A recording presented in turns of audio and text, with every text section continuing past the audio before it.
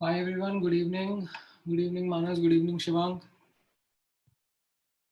Hi Rugvir. आप लोग एक question try करो. In the meantime, I'll just do some small bit of setup from my side.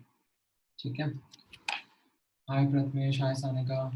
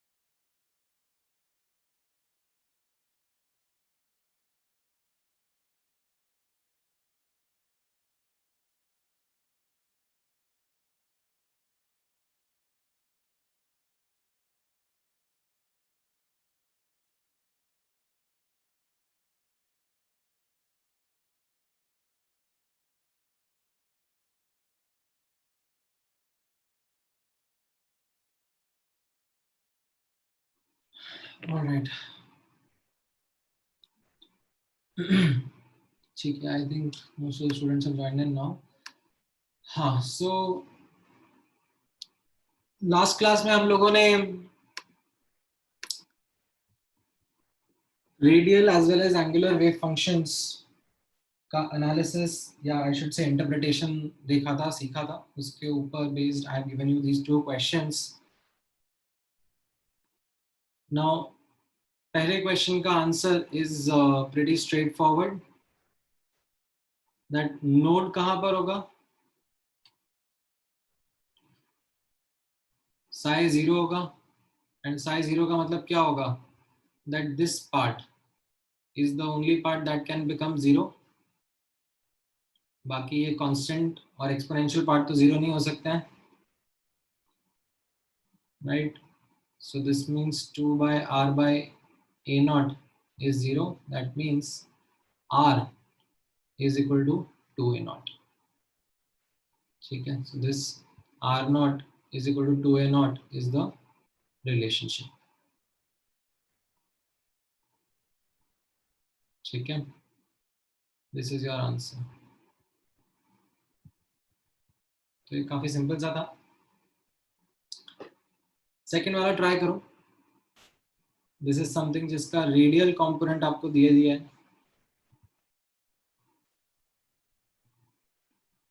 And you have to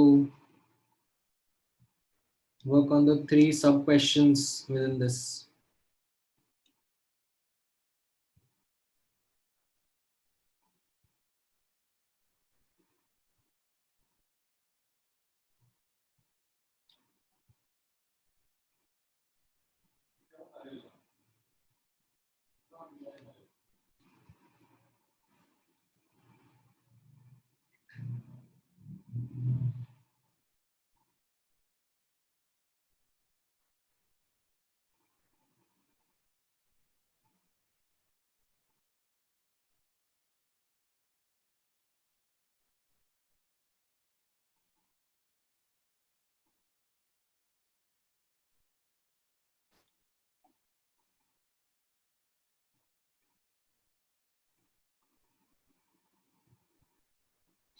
Anyone who is able to identify the orbital?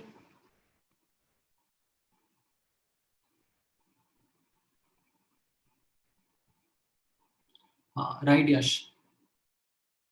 Shivang, गुरुदेव सही है। नहीं, मानस आपका गड़बड़ हो गया।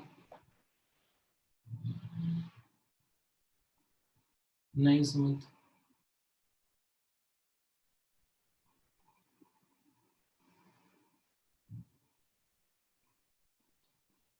इनकरेक्ट रावी। नहीं सानिका, आपका भी गड़बड़ हो गया। हाँ, केदार आपका सही है। हर्ष आपका सही है।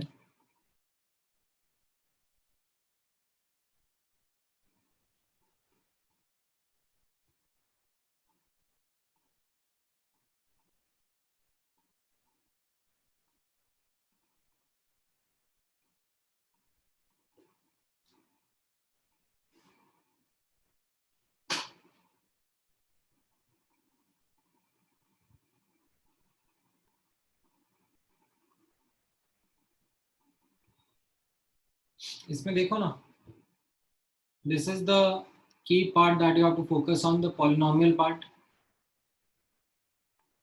ठीक है। Now in this part you can see that it's a quadratic, so number of non-zero roots is actually 2, which should be equal to n minus l minus 1. And what is the lowest power of r that you can see here?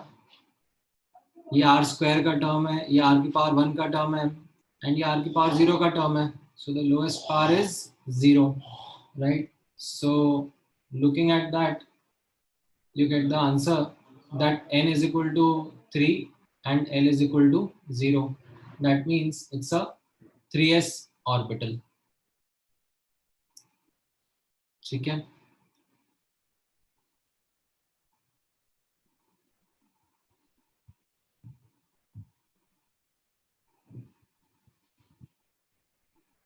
अच्छा, क्या 3s orbital में angular node होते हैं? The answer is none. There are no angular nodes. Number of radial nodes? The answer is 2. What will be the shape of these radial nodes? They are spherical in nature, spherical surface only. ठीक है। And what would be the location of these nodes? The distance from the nucleus. ये आपको quadratic के roots मिल जाएंगे। ठीक है। So solve for the roots of polynomial in R. Right, क्या polynomial है आप यहाँ पे नोटिस करोगे? 3 minus what you can do is you can call zr by a naught as x. ठीक है, zr by a naught को x कह दो, तो 3 minus 2x plus 2 by 9 x square is 0, ऐसे बोल सकता हूँ मैं। ठीक है, where x is equal to zr by a naught. ठीक है, and this makes for 2x square minus 18x plus 27 is equal to 0. तो x का वैल्यूज क्या क्या रहेगा यहाँ पर?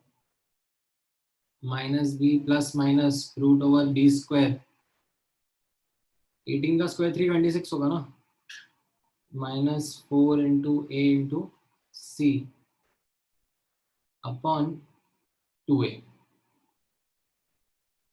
324, हाँ माय बैड, 18 इंटू 18, हाँ 324। ठीक है, तो इसको आप कैलकुलेट करोगे तो आपको x का वैल्यू मिलेगा, and then you will be able to get the value of r as well. ठीक है, समझ में आया?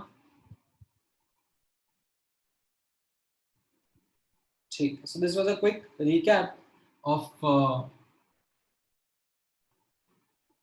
what we did in the last class as part of analysis of these wave functions. Okay.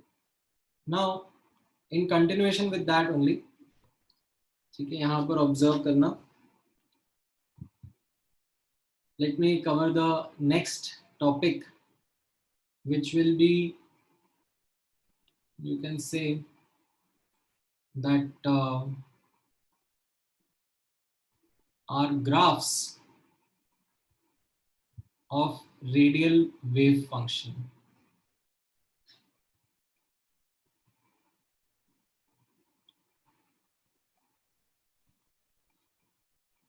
Okay. In fact, before getting into the details of these graphs, let me give you a context behind understanding these graphs. So if you remember our introduction to quantum mechanical model of atom, ठीक है, जहाँ पे मैंने आपको बताया था that amplitude of the wave function is related to the probability of finding of electron, right? So यहाँ पर नोटिस करना that psi हमने जो लिखा था, ठीक है, psi क्या imply कर रहा था? That was amplitude of the wave function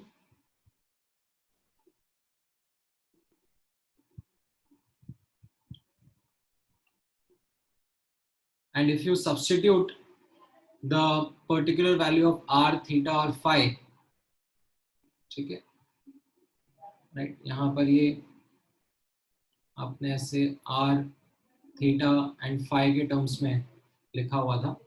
So it gave you, when you substitute the value of r, theta and phi into the wave equation,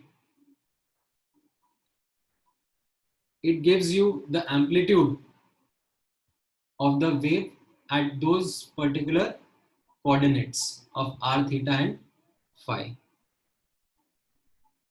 ठीक है. Now, when you do a square of this, we discussed that as per Max Born, the square of this amplitude is directly proportional to the probability of finding electron. In fact, this term psi square was called as probability density.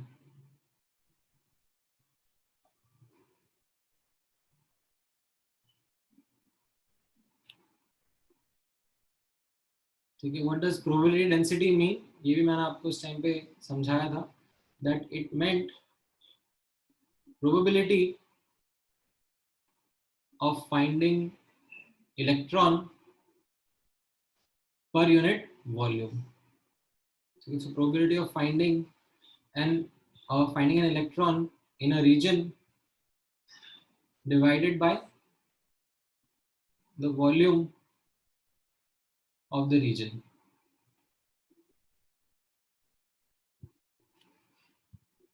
Now, notice करना this understanding of total wave function, which was in terms of r, theta and phi, we were able to break it down into two components, radial component and angular component. ठीक है. So यहाँ पर our focus, ठीक है, यहाँ पर देखना, with focus on radial part, ठीक है, with focus on radial wave function, we can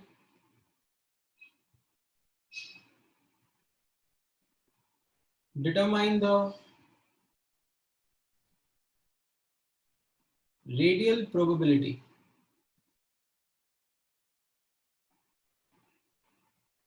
of finding electron.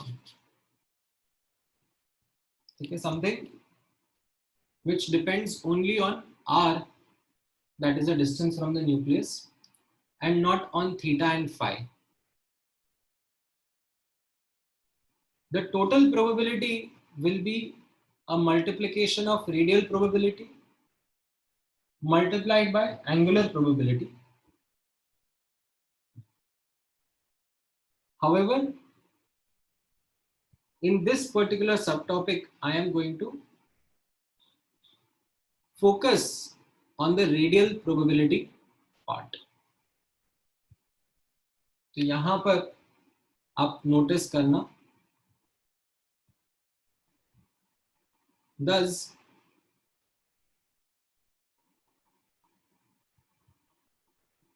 सिर्फ रेडियल पार्ट का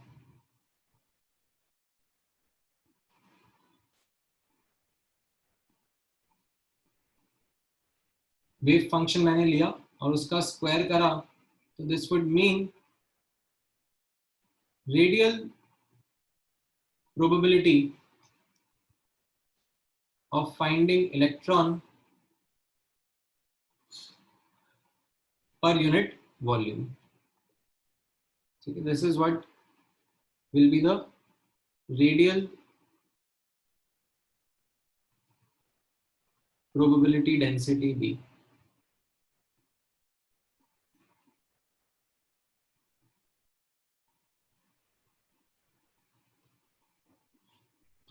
Now, in the context of radial probability, we can quite easily visualize the unit volume and what it would be. ठीक है, सो एक बार मैं आपको वापस से थोड़ा सा कॉन्टेक्स्ट देता हूं. ठीक है, ध्यान से समझने की कोशिश करना. सो एज अ कॉन्टेक्स्ट, ठीक है, towards determining the probability of finding an electron. ठीक है, अगर हम कार्टेशियन कोऑर्डिनेट सिस्टम में होते, ठीक है, जस्ट मैं यहाँ पे नोट मत करना, ठीक है, डोंट नोट दिस डाउन, ये जस्ट मैं एक अलग से एक पीस ऑफ इंफॉर्मेशन आपको लिखवा रहा हूँ. हम लोग अगर कार्टेशियन कोऑर्डिनेट सिस्टम में होते, एंड कार्टेशियन कोऑर्डिनेट सिस्टम में we were to describe the wave function, ठीक है, then psi would give you the amplitude of the wave function at the given coordinates x, y and z, and आप इसका square करते हैं, तो ये आपको क्या देता, this would give you probability density. ठीक है, and what is probability density? Probability per unit volume. ठीक है, नाउ नोटिस करना, in Cartesian coordinate system what is meant by unit volume?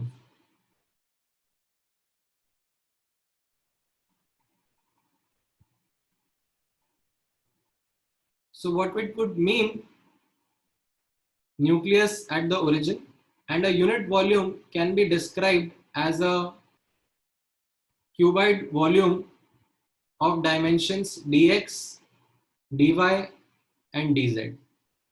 ठीक है, तो ये वॉल्यूम कितना हो जाएगा, dx into dy into dz. So if I have to calculate the probability, okay, if I have to calculate the probability, what I'll do is I'll multiply psi square with the volume, the unit volume, that is dx, dy, dz, and calculate the probability. But this will not be actually a multiplication. This will actually be a triple integral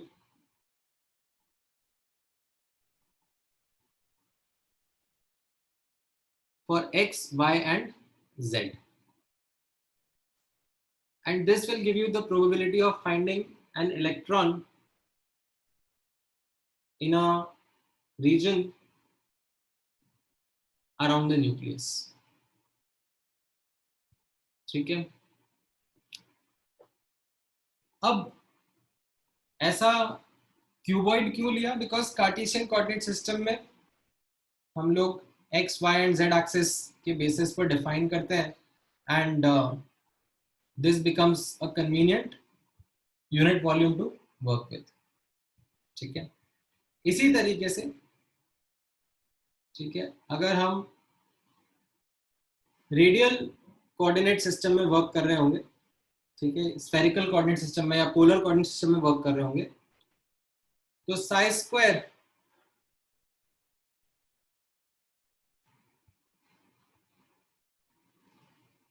का integral we will have to work with to determine the probability of finding an electron, and this will give you the total probability. ठीक है, now the thing is that this is something which is quite difficult, and that is why as part of our syllabus, as part of our understanding right now, what we have found or what we have kept within syllabus is only focus on the radial wave function. Okay, on the radial part of the wave function, and उसी का एक set of analysis. ठीक है, सो यहां पर आप observe करना that if I think about the radial wave function only and try to understand the radial probability. Radial probability मतलब the probability of finding an electron at a particular distance r from the nucleus,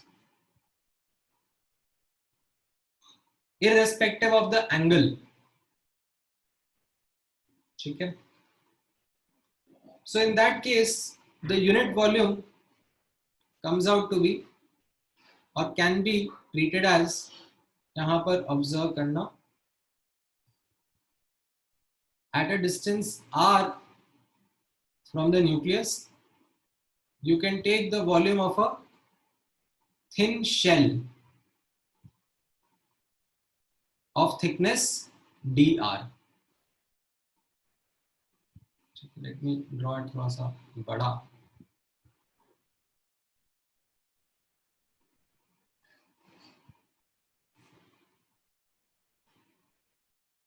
So you have x coordinate, y coordinate, z coordinate, nucleus, nucleus से r distance पर, ठीक है, at an r distance from the nucleus, यहाँ पर observe करना.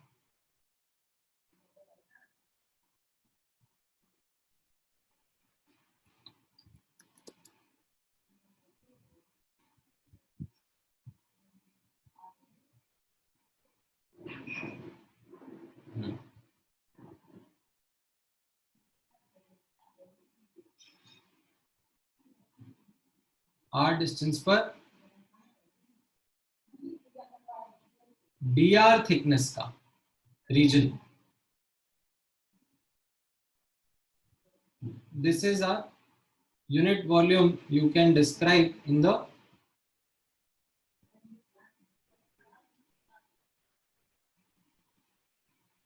radial context. So this unit volume, ये कितना हो जाएगा, इसको हम लोग dV बोलेंगे.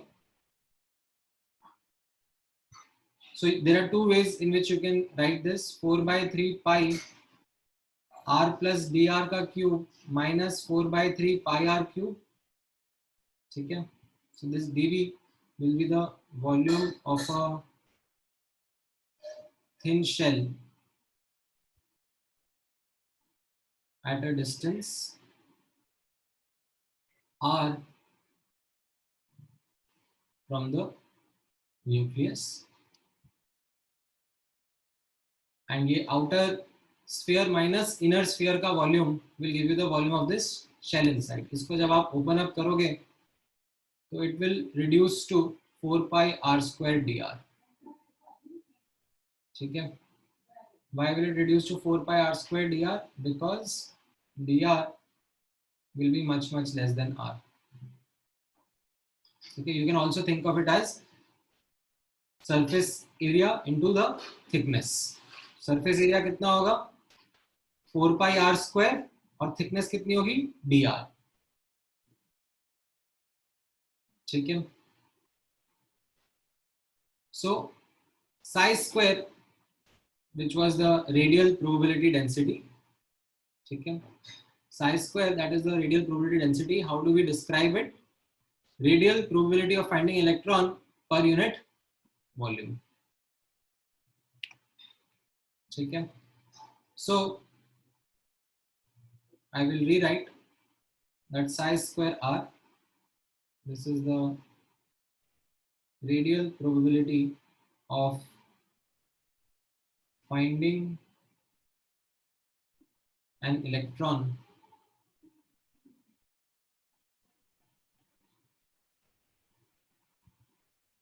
at a distance r from the nucleus upon unit volume.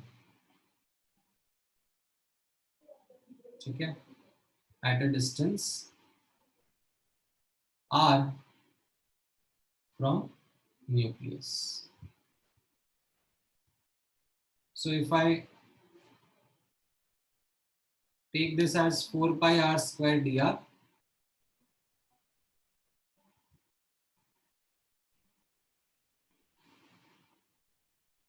ठीक है, and substitute this over here,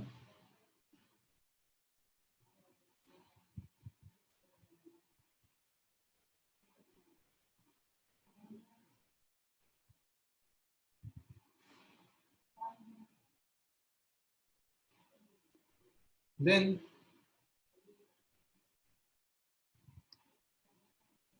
you can see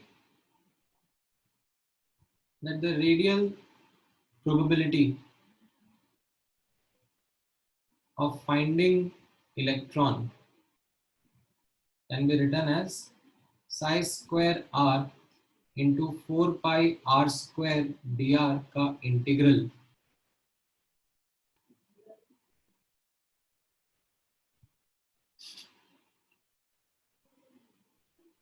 ठीक है.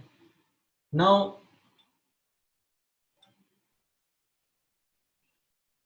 this is something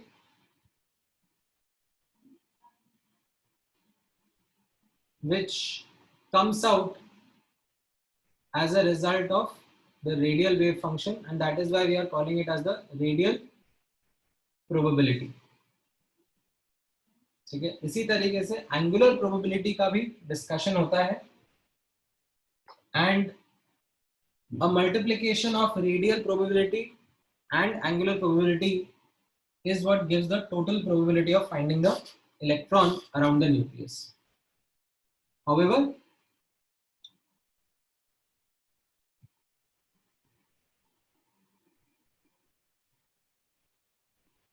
as I said that angular part थोड़ा difficult रहेगा. Our focus primarily will be on the radial part. ठीक है. इसको आप इंटरप्रेट कैसे करना है और यहाँ पर आप ऑब्जर्व करना. ठीक है. लिमिट्स आप डालोगे इस इंटीग्रेशन की, so that will actually help you understand better this particular result. ठीक है. So if you have say psi square r into 4πr² dr 0 से r आप लिमिट डालोगे इसका, तो what will it give you? It will give you radial probability of finding electron, ठीक है, इन अ shell between, in a spherical shell between r equal to 0 and r, ठीक है. So it will give you the radial probability of finding an electron in a spherical region of volume or in a sphere of radius r. I should say in a just a sphere of radius r, ठीक है. If you put any general limits,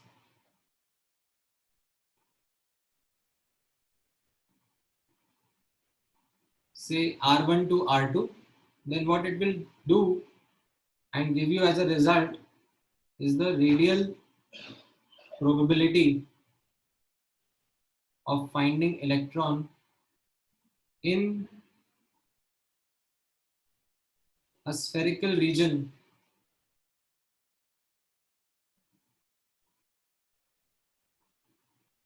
between r1 and r2, ठीक है. सो यहाँ पर ये r1 है and ये r2 है,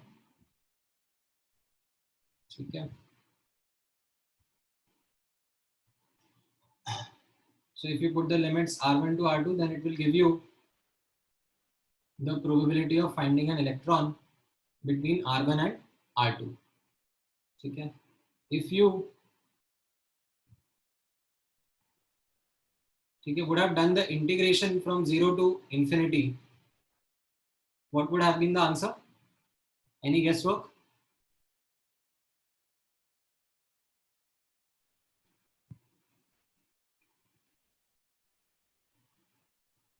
If I would have done the integration from 0 to infinity, it would have given me the radial probability of finding an electron from 0 to infinity. कहीं ना कहीं तो होगा ही सही ना 0 से infinity के बीच में, उसका probability तो 1 ही होगा, right? So this is as good as saying the electron is likely to be found from nucleus to infinity. What is the probability of it? 1. ये समझ में आया?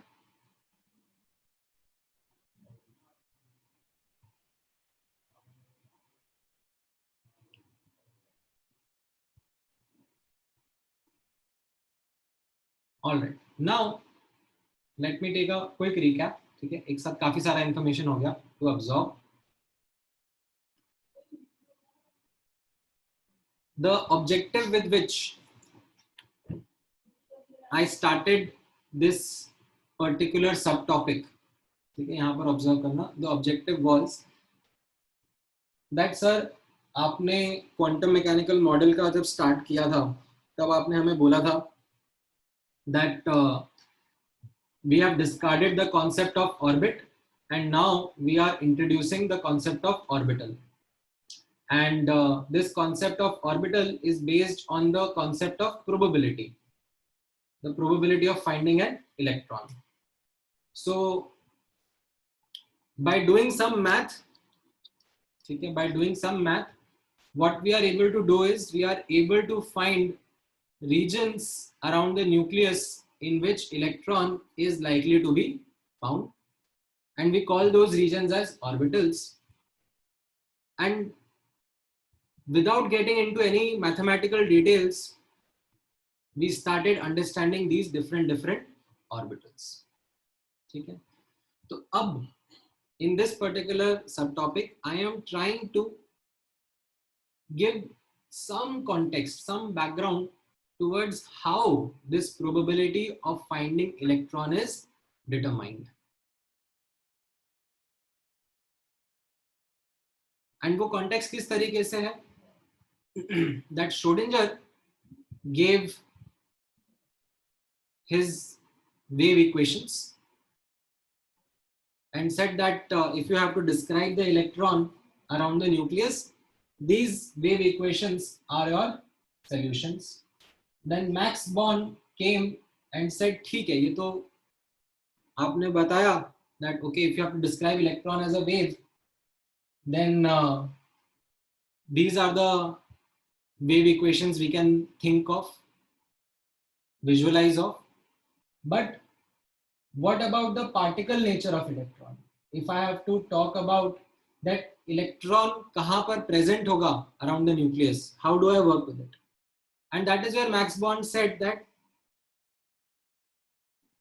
the particle nature is actually related to the wave nature, and through his mathematical analysis he came up with this understanding that psi square, amplitude का square, is directly proportional to the probability of finding electron. And that psi square is actually something which is called as probability density, which is probability per unit volume. तो अगर आपको probability निकालनी है तो आप psi square को volume से multiply कर दो, तो you will be able to get the probability of finding an electron. Now what is this volume that we are talking about? So इसमें मैंने आपको कॉन्टेक्स्ट दिया दैट अगर आप कार्टेशियन कोऑर्डिनेट सिस्टम में वर्क कर रहे होते, ठीक है, so this volume would have been dx dy dz. This is the unit volume of the cuboid that would be there. ठीक है, ये मेरा न्यूक्लियस है. न्यूक्लियस से at a random coordinate x, y, z, ठीक है, if I have to describe a volume, then that volume will be of a cuboid of dimensions dx, dy and dz. So if I have to determine the probability of finding an electron in this region, then I will have to multiply psi square with the volume of this region. So I will multiply psi square with dx, dy and dz and do the calculation. Okay, now that calculation is actually not a multiplication, it is actually an integration. Okay, so it is in fact a triple integral in terms of x, y and z. Okay, so if you will do an integration from 0 to x, 0 to y and 0 to z, so you will get the volume, or so you will get the probability of finding an electron in a cuboid of dimensions x, y and z. इस cuboid में electron के मिलने का probability क्या रहेगा? इसके dimensions क्या होंगे? x, y and z. ठीक है. Now this is something which is in Cartesian coordinate system quite difficult to work with and solve for, and this is where the polar coordinate system becomes much easier to work with. ठीक है, इसीलिए Cartesian coordinate system में actually Schrodinger equation को further solve करा ही नहीं जाता. It is quite difficult math. So what they did was that this will be quite tedious, so they actually transformed the Schrodinger equation from Cartesian coordinate system to polar coordinate system r, theta and phi, and इसमें naturally what we found out that the radial and the angular part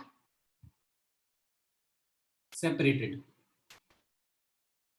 ठीक है, Cartesian coordinate system में separate नहीं हो रहे थे, x, y and z were not coming out to be separate, but यहाँ पर रेडियल एंड एंगुलर पार्ट अलग अलग हो गए.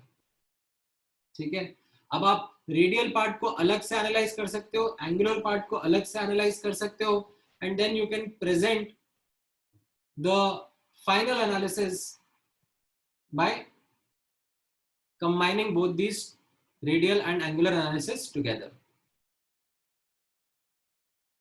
ठीक है. Now what I am doing here right now is that focusing on the radial part only. Angular part क्योंकि थोड़ा सा डिफिकल्ट हो जाता है, तो मैंने कहा एंगुलर पार्ट पे अभी फोकस नहीं कर रहा है. ठीक है, हमारे सिलेबस के हिसाब से, ठीक है, जेईई 2016 में रेडियल पार्ट पे क्वेश्चन आया था एक. ठीक है, एनसीईआरटी भी आप खोल के देखोगे तो एनसीईआरटी में भी रेडियल पार्ट के ऊपर ही फोकस किया हुआ है. ठीक है, क्योंकि एंगुलर पार्ट थोड़ा डिफिकल्ट हो जाता है. It is not something which is quite easy at your level to understand and comprehend. So we focus on the radial part. तो फिर हमने कहा चलो स्टार्ट करते हैं. सो रेडियल पार्ट से क्या समझ में आएगा, दैट साई आर क्या रिप्रेजेंट करेगा. Psi R would represent amplitude of the radial wave function. ठीक है, इसका मैं स्क्वायर कर दूंगा तो मुझे क्या रिप्रेजेंट करके देगा, psi square R. It will give me the radial probability density. Now what is radial probability density? It is the radial probability of finding an electron per unit volume. Now how do I think of this unit volume in the radial context? So that unit volume, ठीक है, in radial context is the volume of a thin shell at a distance r from the nucleus. जैसे Cartesian coordinate system में क्या था, it was the volume, the unit volume was of a cuboid, dx dy dz at a coordinate x y z from the nucleus. वैसे ही unit volume in the radial coordinate system, ठीक है, in the polar or spherical coordinate system I should say, ठीक है, this is in spherical coordinate system is the volume of a thin shell at a distance r from the nucleus. So ये dv will be outer sphere minus inner sphere का volume. ठीक है, and आप ये a cube minus b cube का formula लगाना, and then जो भी dr स्क्वायर dr क्यूब वाले टर्म रहेंगे उनको नेग्लेक्ट कर देना. ठीक है, क्योंकि dr वैसे ही बहुत छोटा है, तो dr स्क्वायर तो और छोटा आएगा, dr क्यूब और छोटा आएगा, उनको आप नेग्लेक्ट कर दोगे तो what you will be left with is 4 pi r square into dr, which can also be thought of as surface area into the thickness. So this is what then I used here. But okay.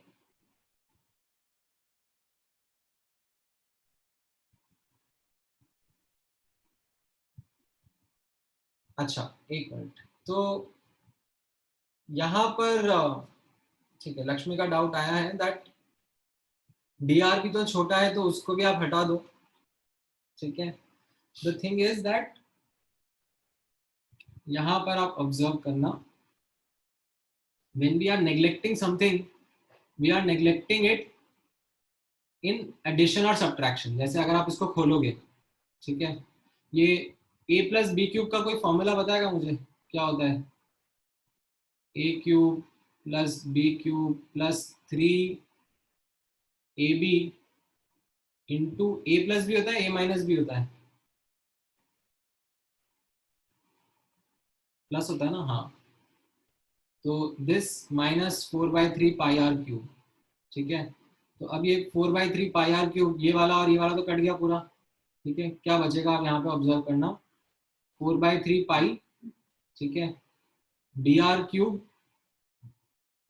Plus 3r square d are plus 3r into D R square. ठीक है, ये बचेगा. तो अब इसमें notice करना, इस term के कंपैरिजन में ये दोनों टर्म को मैं नेग्लेक्ट कर रहा हूं. ठीक है, the neglection part happens in relative to each other. मुझे डेफिनेटली पता है ये छोटा है, ठीक है, मतलब समथिंग इज स्मॉल, मुझसे पूछा जा रहा है कितना स्मॉल, 0.01, 0.001, 0.00001, तो समथिंग इज स्मॉल, वो मुझे पता है दैट ये थिन शेल का वॉल्यूम है, वो तो स्मॉल ही आने वाला है, तो मैं उसको जीरो नहीं बोल रहा हूं, मैं यहाँ पे निग्लेक्ट कर रहा हूं उसके रिलेटिव में क्या चीजें नेग्लेक्ट हो सकती है, ठीक है। So that is how we arrive at 4 pi r square dr, that is the volume of this thin shell, ठीक है, डेफिनेटली छोटा होगा, but this will be the best way to represent it. So that I used here, that psi square r is the radial probability upon unit volume, and if I multiply this unit volume with psi square r, I will get the radial probability of finding the electron, ठीक है। Now depending upon how I do the integration from what limit to what limit, I will be able to find the probability, the radial probability of finding an electron. So if I take the limits from 0 to r, it will be the radial probability of finding an electron in a sphere of radius r. If I take from r1 to r2, then it will be the radial probability of finding electron in a spherical region between r1 and r2, ठीक है, and this is how you get the radial probability, ठीक है। in fact अगर मैं 1s orbital के लिए calculate करता हूं, ठीक है, वैसे तो ये इंटीग्रेशन आपको करना आता नहीं है, ठीक है, बट मैं बता देता हूं, अगर मान लो 1s के लिए मैं कर रहा होता and Sai square r into 4 pi r square d are, and मैं बोलता था probability of finding an electron should be 90%, ठीक है, 0.9, तो वो किस r पे जाके होगी, ठीक है, और इससे मैं r सॉल्व करता, तो that is what is my boundary surface diagram. ये जो बाउंड्री सरफेस में जहां पे बनाता हूँ ना 1s ऑर्बिटल के डायग्राम में, वो r कैसे कैलकुलेट होता है, वो इस इंटीग्रल की वैल्यू को 0.9 पुट करते हैं and then this solve for the value of r and come up with this as the answer, that इस रीजन के अंदर इलेक्ट्रॉन मिलने की प्रोबेबिलिटी 90% होगी, ठीक है। अब क्योंकि ये इंटीग्रेशन अपने बस का नहीं है, ठीक है, आप लोगों ने इंटीग्रेशन नहीं पढ़ा है, इसलिए आपसे इंटीग्रेशन करवाया नहीं जाएगा, ठीक है। जैसे for example if you remember in the last class, ठीक है, मैंने आपको ऑर्बिटल्स के वेव फंक्शंस दिए थे, ये नहीं सर, ये वाला,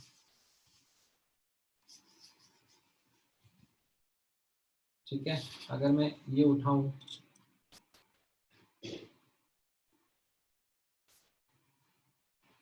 ठीक है, इनफैक्ट क्योंकि इसमें एंगुलर पार्ट भी नहीं है,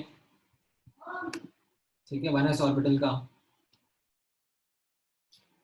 ठीक है, यहाँ पर ऑब्जर्व करना for 1s orbital,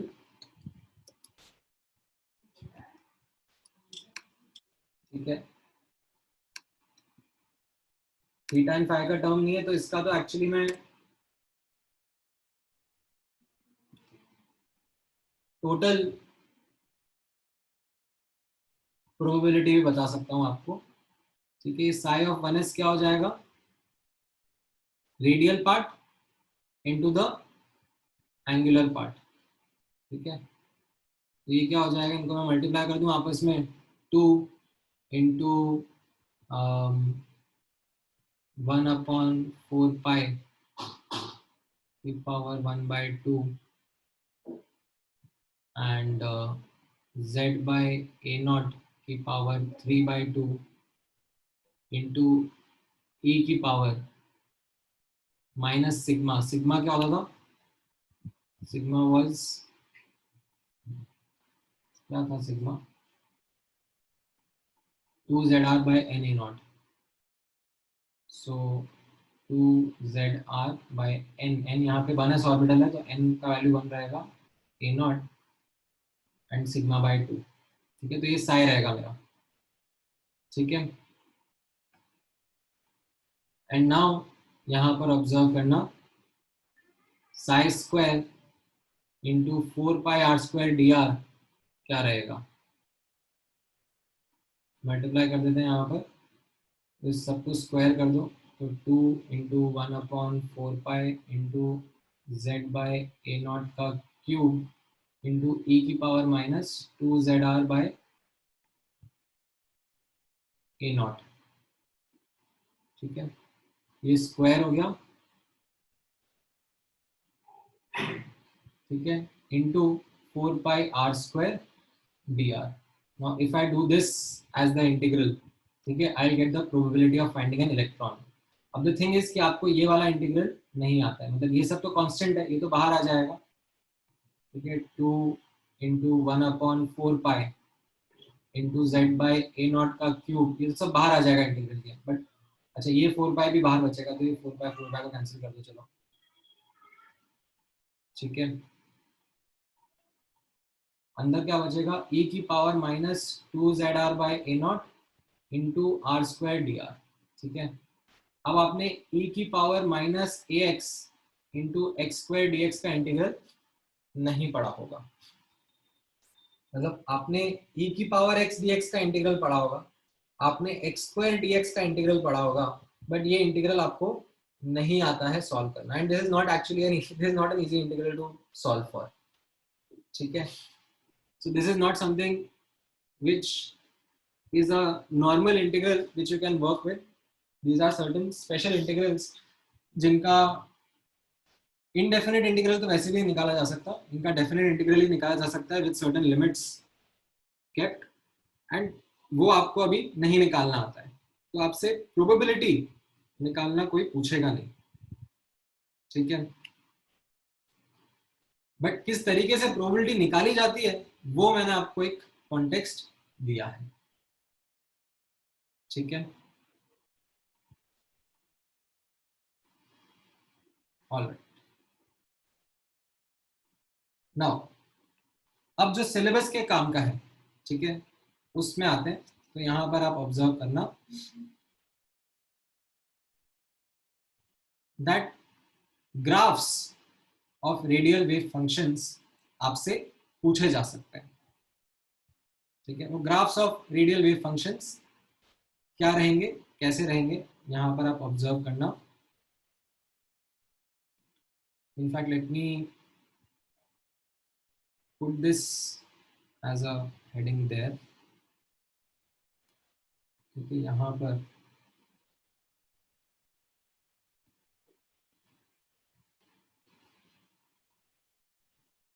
let me put the heading probability of finding electron, and let me put this heading here over here, the graphs of radial wave function. तो यहाँ पे आप नोटिस करना, आपसे 3 ग्राफ्स ड्रॉ करवाए जाएंगे, ठीक है, डिफरेंट डिफरेंट ऑर्बिटल्स के लिए।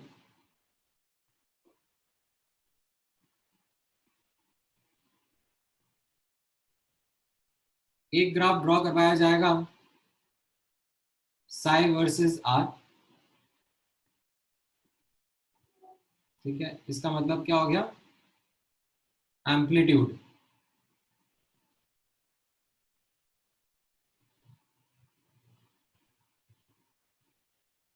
ऑफ वेव फंक्शन, ठीक है। अब मैंने से वेव फंक्शन यहाँ पे it is all radial wave function होगी, मैं बार बार रेडियल वर्ड यूज करना चाहूंगा, मैं कई बार भूल जाता हूँ। So amplitude of radial wave function versus r, ठीक है। साई स्क्वायर आर क्या रहेगा, psi square r versus r का ग्राफ भी आपको ड्रॉ करने के लिए बोला जाएगा, this will be called as radial probability density versus r, ठीक है। एंड एक तीसरा ग्राफ ड्रॉ करने के लिए करा जाएगा which will be psi square R into 4 pi r square versus r. This is called as the radial probability distribution curve और distribution graph you can say. इस ग्राफ का जो एरिया रहेगा, ठीक है, y एक्सिस पर Sai square 4 pi r square plot करना है सिर्फ, ठीक है, एंड x एक्सिस पे r, ठीक है. तो इसका अंदर का एरिया जो होगा, एरिया क्या होता है, इंटीग्रल y dx, ठीक है. ये आपने पढ़ा होगा ना इंटीग्रेशन में, that area under the graph is integral y dx. तो this will be psi square r into 4 pi r square, ये आपका y हो गया, एंड dx क्या होगा, dx will be dr. So the area under this graph will give you the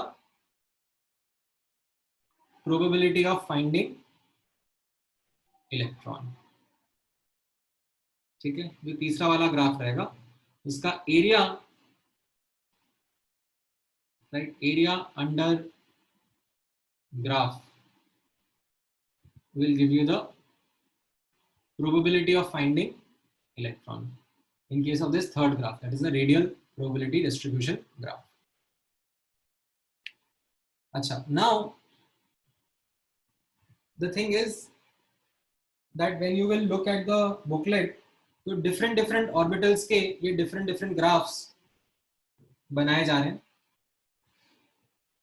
end ये कहाँ से बनाए जा रहे हैं, कैसे बनाए जा रहे हैं? ये बनाए जा रहे हैं because of these equations.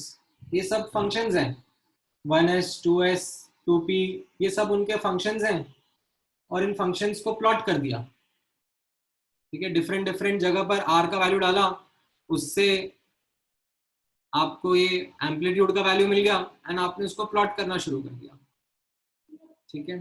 And ये डिफरेंट वैल्यूज आपको प्लॉट करके ग्राफ्स मिल जाएंगे. Now the thing is that आपसे मैं एक्सपेक्ट करूंगा that you learn the pattern here. जैसे आपने यहां पर नोटिस किया था कि when we were writing these wave functions, there is a pattern here, ठीक है. And that pattern is something that helps us to extrapolate our understanding. जैसे हम लोगों ने ये पैटर्न को एनालाइज करके ये बताया कि रेडियल वेव फंक्शन अगर मिल जाएगा तो हम n and l of orbital निकाल सकते हैं. वैसे ही ये जो ग्राफ्स बनते हैं रेडियल वेव फंक्शन के, ये ग्राफ्स भी एक काइंड ऑफ पैटर्न फॉलो करते हैं, ठीक है. And if you take that pattern and understand that pattern, then you should be able to draw these three graphs for any given orbital, ठीक है. तो वो पैटर्न क्या रहेगा वो आप यहां पर नोटिस करना.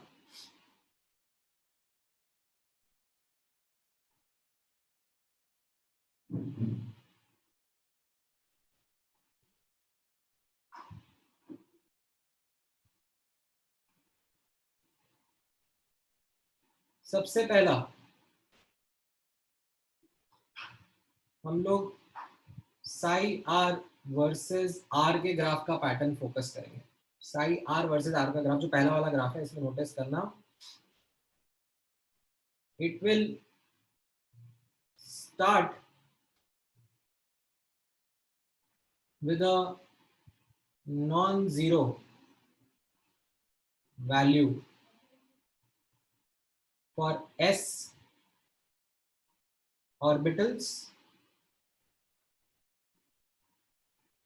whereas it will start with 0, ठीक है, ओरिजिन से स्टार्ट करेगा, for p d f and all the subsequent orbitals. ऐसा क्यों? अगेन आप नोटिस करना, the answer lies in these functions only. ठीक है, यहां पर आप नोटिस करना, अगर मैं सिग्मा का वैल्यू 0 रख देता हूं तो e की पावर 0 क्या हो जाएगा, 1, and this value will be a constant. तो मेरा वेव फंक्शन क्या हुआ, some constant value, something non zero. But वहीं पर अगर आप 2p में देखोगे, 2p में यहां पर आप देख रहे हो ये सिग्मा वाला टर्म नोटिस कर रहे हो, तो r इक्वल टू 0 पर ये सिग्मा 0 होगा, और उससे क्या हो जाएगा, ये जो मेरा रेडियल वेव फंक्शन का एम्पलीट्यूड आएगा ये 0 आएगा, तो मेरा ग्राफ ओरिजिन से स्टार्ट होगा। ठीक है, 3s में आप देखो, 3s में ये s ऑर्बिटल है, s ऑर्बिटल में आप सिग्मा 0 पुट कर दो, सिग्मा इसमें 0 पुट कर दो, मतलब r इक्वल टू 0 पे आपको देखना है क्या होगा। r इक्वल टू 0 पर आप नोटिस करोगे दैट e की power 0 will be 1, whereas 6 minus 0 plus 0, तो ये 6 रह जाएगा। ठीक है, 0 नहीं होगा, 6 रह जाएगा, and then multiplied by some constant, so this will be something non zero.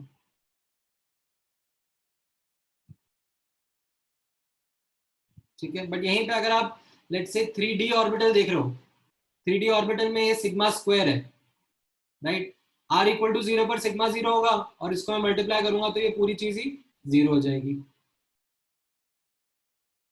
So you came to a conclusion that psi r versus r का ग्राफ, ठीक है, it starts with a non-zero value for s orbital and a zero value for p, d and f orbital। ठीक है, then notice करना that ये जो psi r versus r का graph है, ठीक है,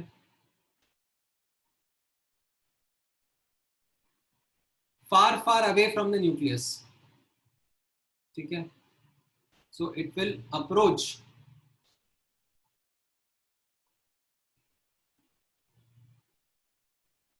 zero for r approaching infinity।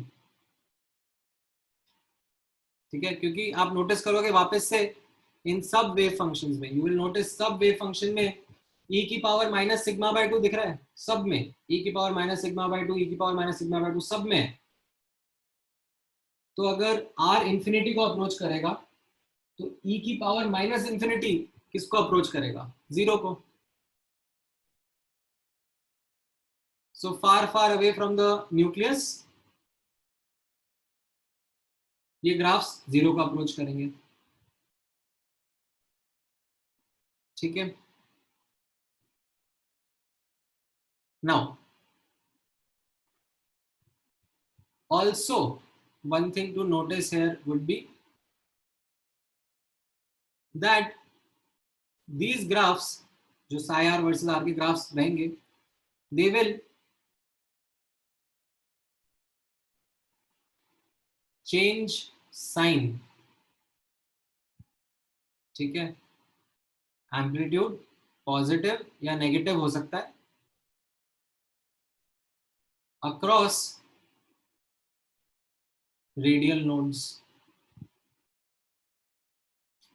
ठीक है, रेडियल नोड पर क्या हो जाएगा, रेडियल नोड पर psi r 0 होगा ना,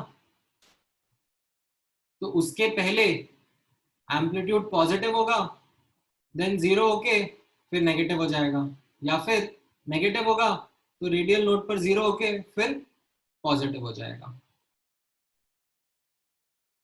तो जो एम्पलीट्यूड है वो पॉजिटिव है नेगेटिव दोनों हो सकता है ना, but across a node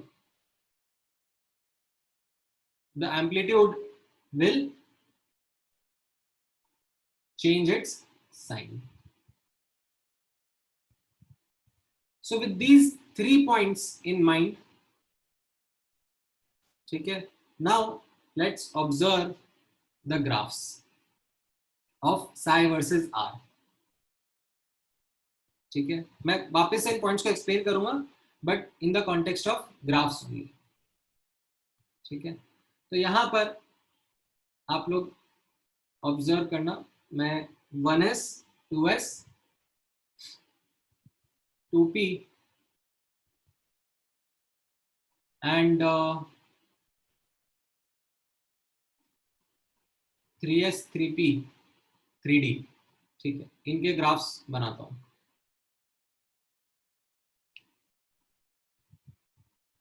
so observe करना ऑर्बिटल, ठीक है,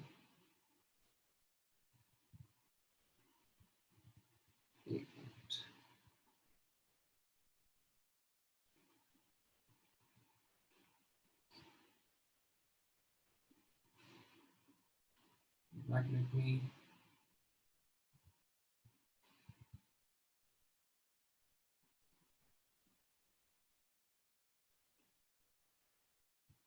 psi r वर्सेस r का ग्राफ, ठीक है। In fact, let me put the radial wave function and then let me draw the graph for it.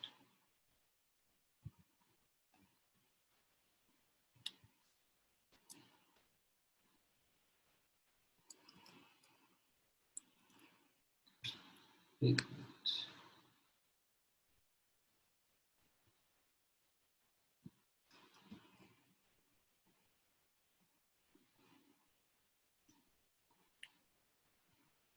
Alright, so 1s orbital, 1s orbital का wave function देखो यहाँ पर,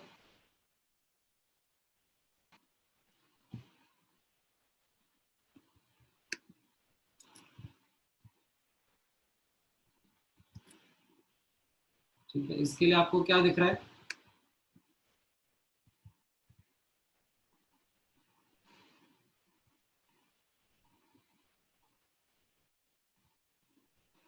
r equal to 0 पर it will start from some higher value only, ठीक है।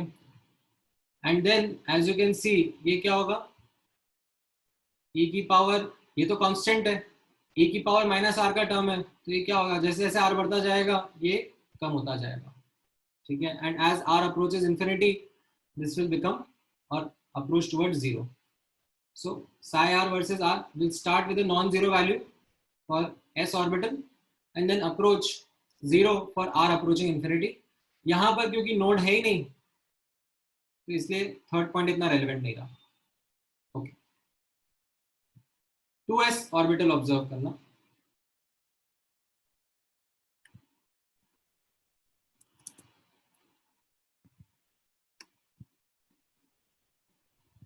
सो 2s orbital now you have in front of you, ये उसका radial wave function है, ठीक है। सो इसमें भी नोटिस करना that the graph is going to start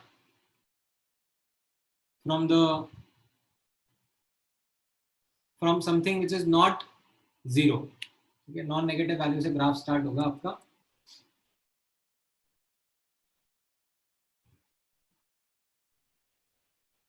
आप सिग्मा का वैल्यू 0 रख दोगे तो ये कुछ एक वैल्यू होगी जहां से ग्राफ स्टार्ट होगा, ठीक है।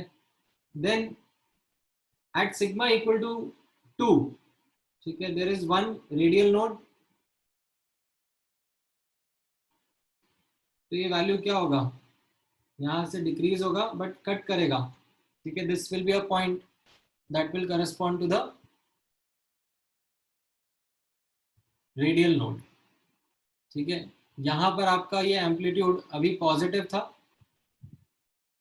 ठीक है। Now it will change its sign, it will become negative, ठीक है। एंड फार फार अवे वापस से क्या होगा, ये जीरो को अप्रोच करेगा, ठीक है। it was positive, then it became zero, and then far away it will again approach zero। so ये तीनों पॉइंट का वापस से यहाँ पे यूज आया, नोटिस करना। फॉर s ऑर्बिटल, ठीक है, it will B non zero,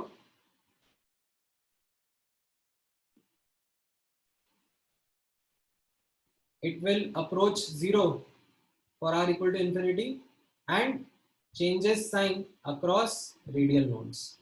तो यहाँ पर पहले पॉजिटिव था, फिर रेडियल नोड पे नेगेटिव हुआ, साइन चेंज करा एंड देन अगेन अप्रोच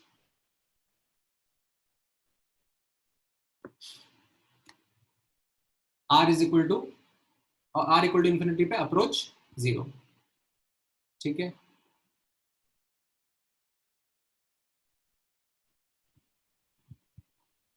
ना नेगेटिव क्यों हुआ? नेगेटिव क्योंकि मैथ्स है ना. 2 माइनस सिग्मा में अगर मैं सिग्मा की वैल्यू 1 डालूंगा तो ये पॉजिटिव रहेगा, सिग्मा की वैल्यू 3 डाल दूंगा तो ये नेगेटिव हो जाएगा ना. मतलब ये तो मैथ्स है, अभी नेगेटिव में कैसे समझाऊंगा.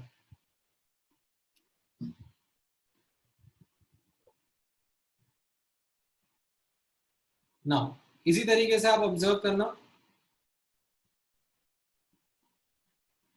ठीक है, 2p का वेव फंक्शन ऑब्जर्व करना. 2p का अभी 2px 2p5 2pz तीनों का रेडियल पार्ट सेम ही होता है, तो कोई सा भी एक उठा लो. तो ये 2p का वेव फंक्शन है आपके सामने.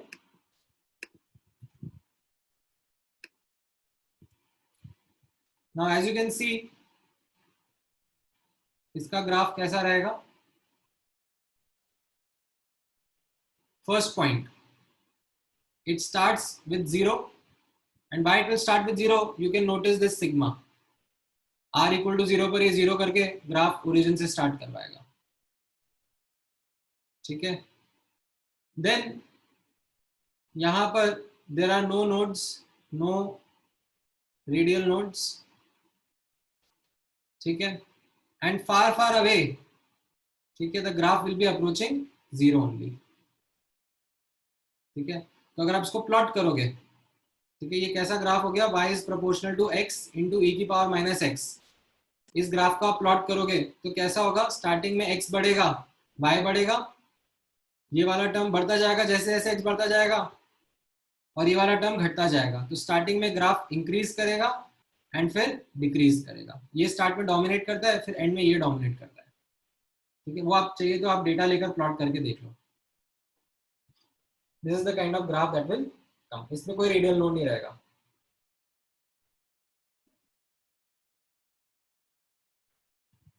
ठीक है, देन 3s का ग्राफ ऑब्जर्व करना. 3s का ग्राफ कैसा रहेगा. अब 3s के ग्राफ में मैं चलो वेव इक्वेशन नहीं लिख रहा हूँ, ठीक है, बट मुझे पैटर्न समझ में आने लग गया है, तो मैं पैटर्न से ही आपको ड्रॉ करके बताता हूँ. ठीक है, क्या क्या पैटर्न समझ में आया मुझे. पहली चीज, एस ऑर्बिटल मतलब ग्राफ ऊपर से कहीं से स्टार्ट होगा. ठीक है, ग्राफ ऊपर से कहीं से स्टार्ट होगा. फिर 3s के अंदर कितने रेडियल नोड्स होते हैं, 2 radial nodes will be there. तो ग्राफ 2 बार साइन बदलेगा. अभी पॉजिटिव से स्टार्ट होके एक बार नेगेटिव जाएगा और फिर नेगेटिव से वापस पॉजिटिव आएगा. तो यहाँ पर ऑब्जर्व करना, ये ग्राफ पॉजिटिव से नेगेटिव गया एंड नेगेटिव से वापस फिर पॉजिटिव आएगा and then far far away it will approach 0. ठीक है, this was the second point, that far far away it will approach 0. So यहाँ पे ऑब्जर्व करना, पहला पॉइंट एस ऑर्बिटल है यानी कि ऊपर से स्टार्ट होगा. कितने रेडियल नोड्स होंगे, 2 रेडियल नोड्स होंगे, तो 2 बार साइन चेंज करेगा, पॉजिटिव से नेगेटिव, फिर नेगेटिव से वापस positive and then far far away approaching 0. Positive negative positive, ये एम्पलीट्यूड का साइन रहेगा. ठीक है, and these are the 2 radial nodes.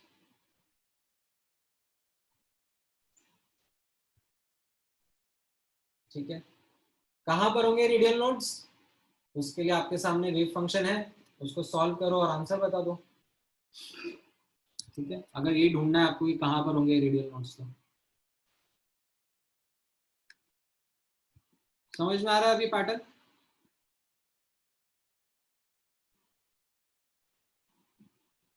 ठीक है, अभी 3p का बताना, 3p में कैसा रहेगा. ठीक है, 3s के बाद में 3p में हम नोटिस करेंगे 3p में there will be one radial node, ठीक है, ये हमको पहले से ही पता है 3p में एक रेडियल नोड रहेगा। अच्छा, p का ग्राफ कहाँ से स्टार्ट होगा? p का graph will start from origin, ठीक है, ओरिजिन से स्टार्ट होगा और एक रेडियल नोड रहेगा। ये ओरिजिन से स्टार्ट होगा, पहले पॉजिटिव रहेगा, फिर एक नोड के बाद में नेगेटिव होगा and then it will approach 0, ठीक है, this will be the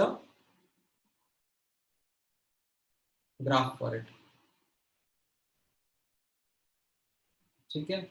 end इसमें अब एक चीज जो मैं आपको बताना चाह रहा हूं as an additional piece of information is that the height of the graph, it keeps on decreasing as we move away from the nucleus. The amplitude basically decreases as we move away from the nucleus. यहाँ पर आप देखोगे तो ये ज्यादा height है, यहाँ पर ये कम हाइट है, ठीक है। तो वो कैसे पता पड़ेगा? अब उसके लिए थोड़ा सा और डेप्थ में जाना पड़ता है, मतलब उसके लिए आपको फिर ये वेव फंक्शन प्लॉट ही करना शुरू कर दो, पता पड़ जाएगा, ठीक है। तो उसके लिए मैं यहाँ पे एक नोट लिख दूंगा, एज वी मूव अवे, ठीक है। यहाँ पर कैसा हो रहा है? The height of curves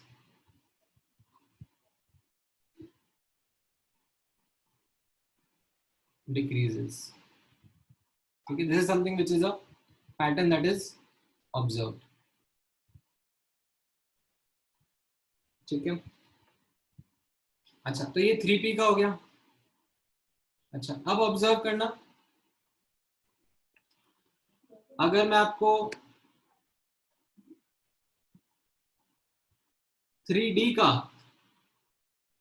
draw करने के लिए बोलूंगा तो 3d में क्या रहेगा? 3d में कितने रेडियल नोड्स रहेंगे? There will be 0 radial nodes, ठीक है। और 3d का ग्राफ कहां से स्टार्ट होना चाहिए?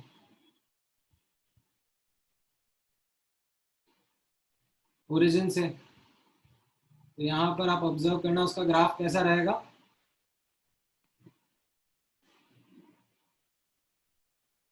Sai r versus r, graph origin से स्टार्ट होगा, there will be no node far far away, भी जीरो होगा, तो it will be just increasing and approaching zero,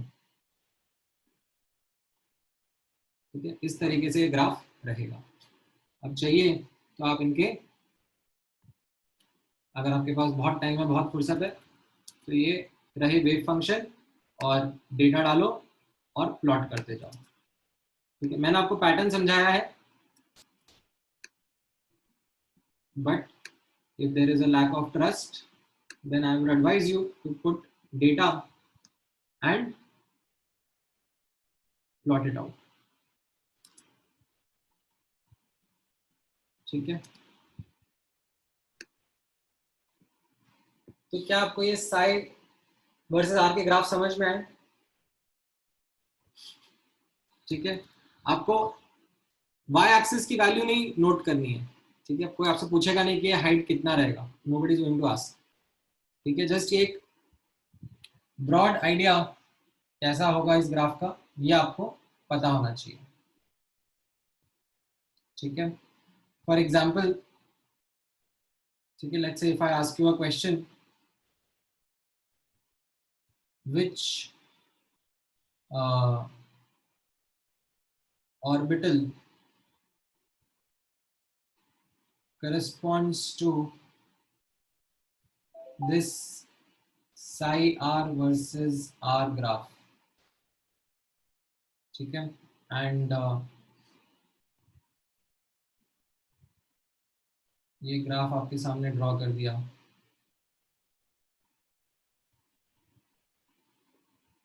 इस तरीके से, ठीक है। तो आप क्या आंसर करोगे?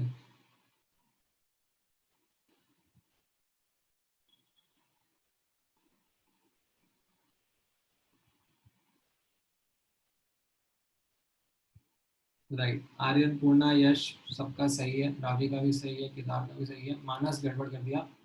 यहाँ पे देखो पहली बात ऊपर से स्टार्ट हो रहा है, मतलब एस ऑर्बिटल, फिर एक दो तीन रेडियल नोड्स है ना, तो इसका मतलब क्या हो गया, 4s ऑर्बिटल, 4s पे तीन रेडियल नोड्स होंगे ना।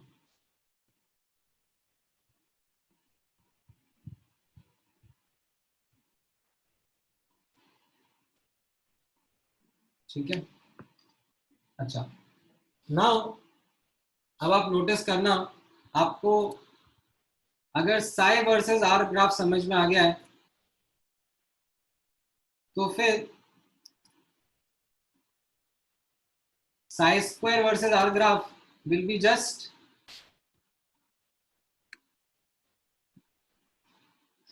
जो नेगेटिव है उसको पॉजिटिव बना देना। ठीक है, ऑल्दो स्केल भी चेंज होगा, ठीक है, the scale also changes, but scale के बारे में कोई आपसे पूछ नहीं रहा है। तो यहां पर अगर मुझे इन्हीं ग्राफ्स का psi square r versus r graph, probability density का ग्राफ ड्रॉ करना होगा, तो वो कैसा रहेगा, ये पॉजिटिव का पॉजिटिव ही रहेगा, यहाँ पर जो पॉजिटिव था वो पॉजिटिव रहेगा, जो नेगेटिव है उसका पॉजिटिव बन जाएगा। तो इसका ग्राफ कुछ इस तरीके से आएगा। ठीक है, यहाँ पर तो ये पॉजिटिव ही था, तो इसका भी ग्राफ कुछ ऐसा का ऐसा ही रहेगा। इसका ग्राफ कैसा हो जाएगा, 3s का,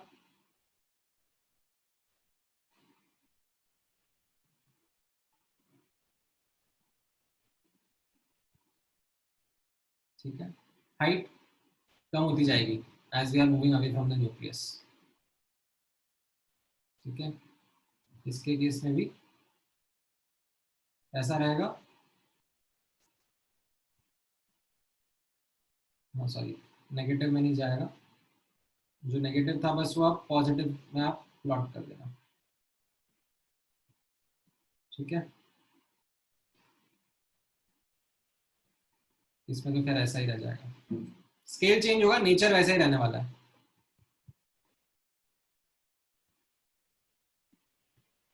ठीक है, नेगेटिव पार्ट रिमूव नहीं होगा, नेगेटिव पार्ट पॉजिटिव हो जाएगा। ठीक है, तो ये आपके प्रोबेबिलिटी डेंसिटी के ग्राफ हो गए। ठीक है, अब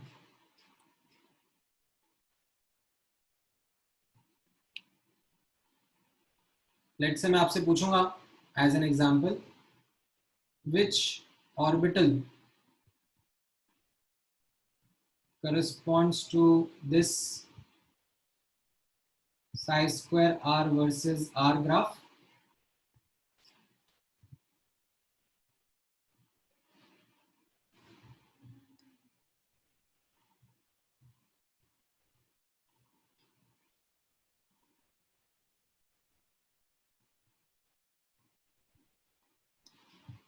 ठीक है, चार ऑप्शंस है आपके पास में,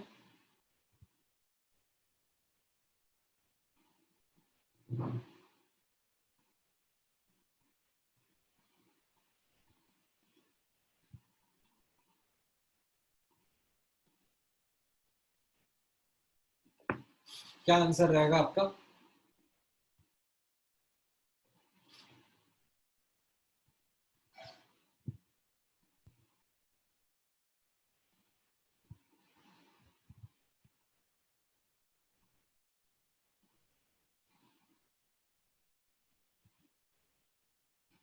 पहला वाला तो रॉन्ग हो जाएगा, एस नहीं होगा, क्यों, because graph starts from origin. ठीक है, बी भी हो सकता है, सी भी हो सकता है, डी भी हो सकता है।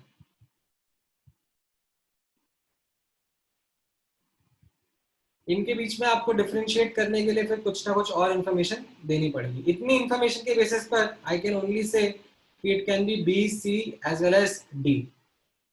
क्योंकि ओरिजिन से स्टार्ट हो रहा है तो ये पी डी एफ कुछ भी ऑर्बिटल हो सकता है। एंड इसमें आप नोटिस कर रहे हो तो 3 रेडियल नोड्स हैं, which is the case with 5p 6d and 7f। तीनों में 3 रेडियल नोड्स होते हैं। ठीक है, तो your answer could be any of the 3। ठीक है, नाउ अब आप ऑब्जर्व करना, साई वर्सेस आर का ग्राफ आपने ऑब्जर्व करा। अब आप ऑब्जर्व करना जो रेडियल प्रोबेबिलिटी डिस्ट्रीब्यूशन कर्व है, psi square 4 pi r square d r versus r. ठीक है, starts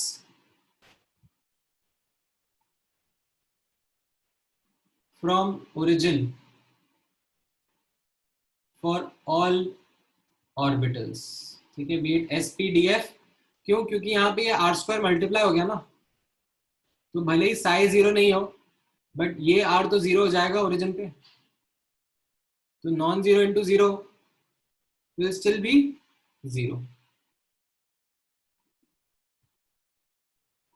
So this graph will start from origin for all orbitals। ठीक है, बाकी सब सिमिलर रहेगा। ठीक है, बाकी आप यहीं से आप अपना नॉलेज एक्सटेंड कर सकते हो। ठीक है, यहाँ पे नोटिस करना,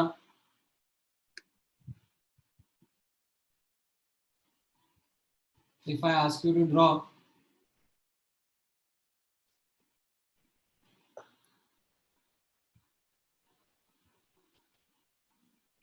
this size, the radial probability distribution curve। ठीक है, that is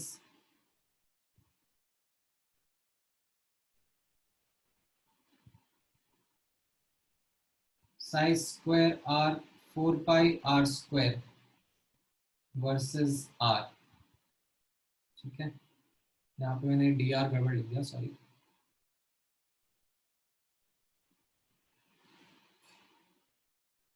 ठीक है, तो इन सब के लिए ये ओरिजिन से स्टार्ट होगा। ठीक, मैं यहाँ पे ऊपर मेंशन कर देता हूँ, जस्ट अ सेकंड। हाँ,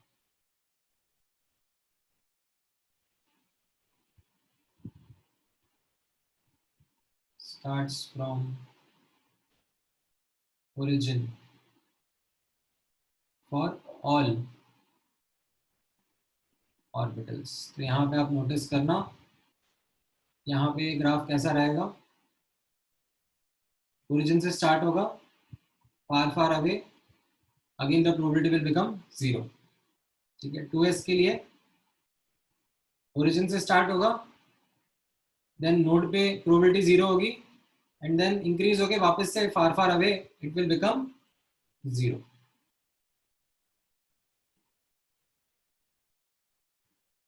ठीक है, इसमें नोटिस करना द हाइट इंक्रीजेस। ठीक है, height of curves would increase as we move away from the nucleus।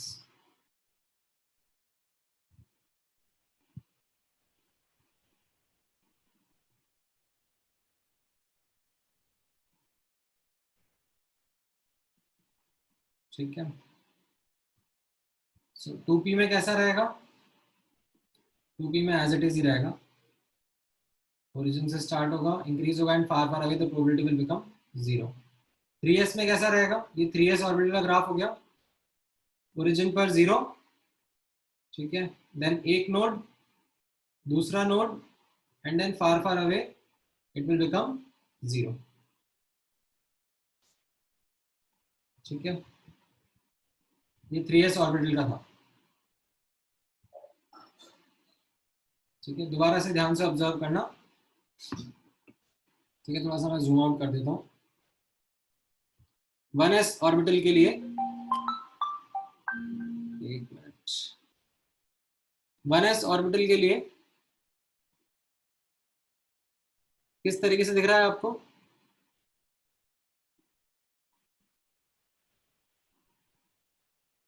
Graph origin से स्टार्ट होगा, there is no node, and as you move away from the nucleus far far away, probability वापस zero हो जाएगा, तो ये increase करेगा and decrease करेगा, ठीक है। And as a just additional data point, अगर कोई पूछेगा कि ये मैक्सिमा कहाँ पे आता है, so the answer is 0.529 angstrom पर, ठीक है। तो Bohr's model was not so incorrect after all, because the maxima of finding, the maximum probability of finding of 1s electron comes at the value calculated by Bohr's radius, ठीक है। 2s orbital के लिए कैसा रहेगा? 2s orbital के लिए notice करना, origin पर probability zero, far far away zero, and बीच में एक नोड पर जीरो, तो कैसा होगा? जीरो इंक्रीज करेगा, फिर जीरो, फिर इंक्रीज करेगा, एंड देन अप्रोचेस जीरो, ठीक है। 3s में कैसा होगा? 3s में ओरिजिन पे zero, far far away zero, और बीच में दो नोड्स होंगे जहां पर भी probability of finding electron zero होगा, तो इंक्रीज करेगा, फिर डिक्रीज करेगा, एक नोड आएगा, फिर से इंक्रीज करेगा, डिक्रीज करेगा, एक नोड आएगा, फिर से इंक्रीज करेगा एंड देन डिक्रीज करेगा, ठीक है। एंड इसमें जस्ट एक चीज जो मैंने बताया यहाँ पर, हाइट ऑफ कर्व, जैसे साई और साई स्क्वायर के ग्राफ में हाइट ऑफ कर्व्स डिक्रीज कर रहा था, यहाँ पर ये हाइट ऑफ कर्व्स इंक्रीज करता है as you move away from the nucleus, ठीक है। 2p के केस में कोई रेडियल नोड ही नहीं था, तो 2p के केस में ओरिजिन पे जीरो, फार फार पे जीरो, तो बस एक बार इंक्रीज करेगा एंड डिक्रीज करेगा, ठीक है। वैसे ही अब अगर आप 3p का ड्रॉ करना है, तो 3p में कैसा रहेगा, ठीक है। यहाँ पर नोटिस करना,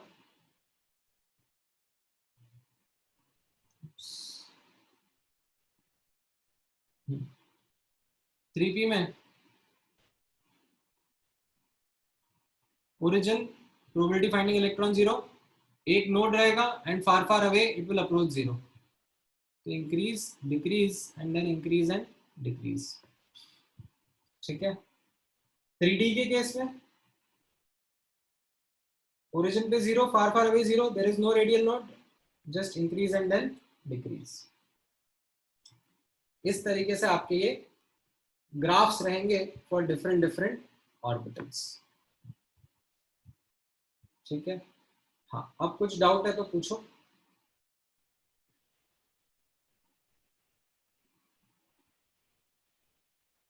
हाँ, सो सत्या का डाउट है, why is there is increase और decrease in the height of the curves. तो सत्या, वो एक्चुअली आप इन इक्वेशंस को सॉल्व करने पर ये ऐसा रिजल्ट आता है, ठीक है। And the thing is that if you think of it intuitively, तो जैसे 1s का इलेक्ट्रॉन है, वो न्यूक्लियस के ज्यादा पास मिलेगा ना, 3s का electron will be further away from the nucleus, तो उसका जो ग्लोबल मैक्सिमा है प्रोबेबिलिटी का, that will be at a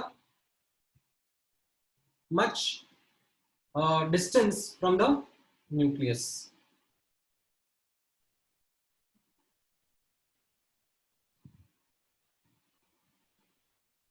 हाँ हर्ष, बोलो क्या डाउट है?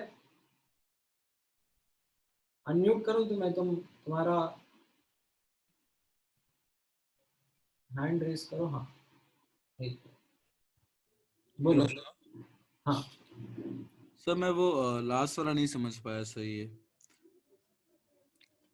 सो इसमें, स्क्वायर वाला। हाँ इसमें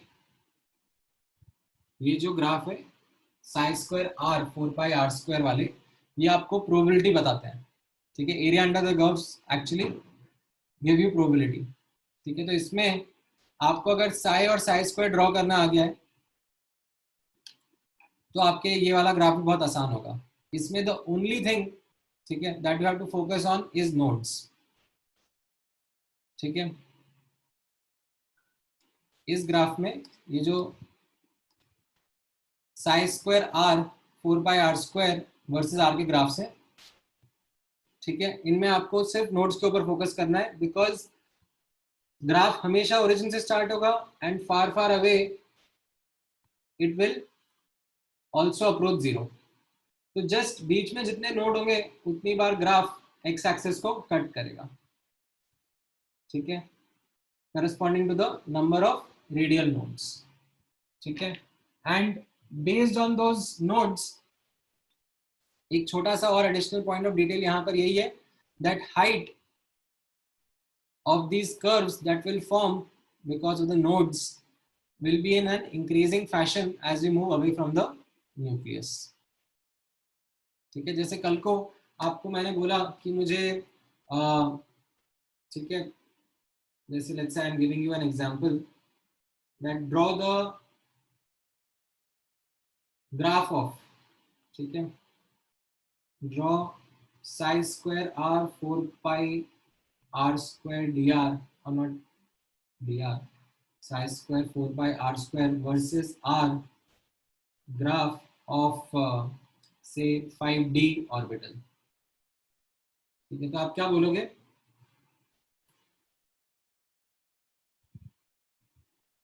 ग्राफ, ठीक है, ओरिजिन से स्टार्ट होगा and far far far away भी जीरो को अप्रोच करेगा।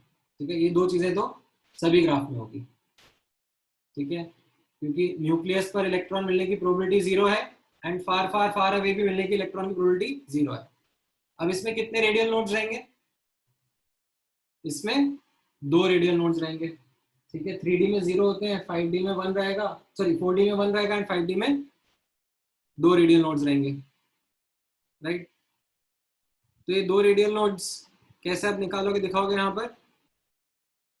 एक रेडियल नोड, दूसरा radial node and then approaches 0 far far away from the nucleus. इस तरीके से ये ग्राफ हो जाएगा। समझ में आया अभी?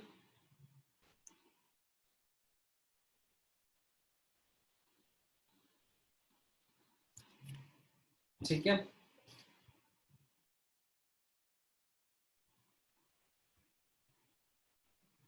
अच्छा Yash, the graph, the height of the graph does not give you the probability, the area under the graph gives you the probability।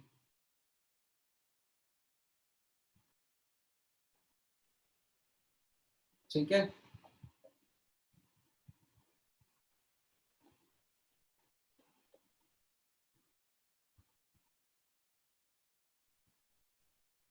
हाँ, so how to interpret this graph, यहां पर आप देखना, 0 से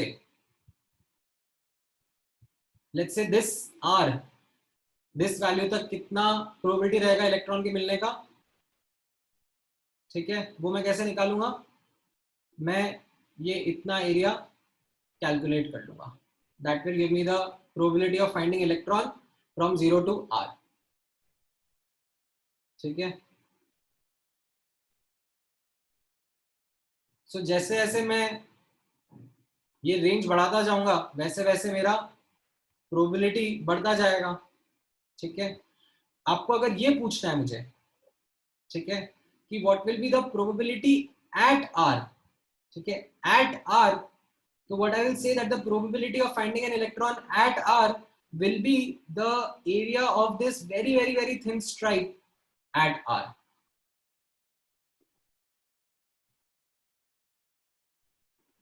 ठीक है, समझ में आया कैसे रीड करते हैं इसको?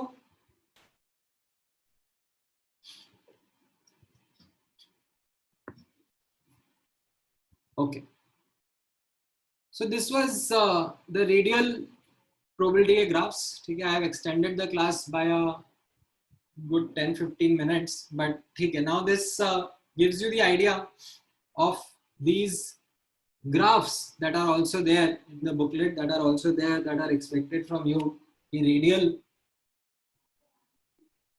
probability या radial wave function के ग्राफ कैसे रहेंगे। ठीक है, now the chapter is yes almost over। एक दो छोटा सा कॉन्सेप्ट और बचा है which I was hoping to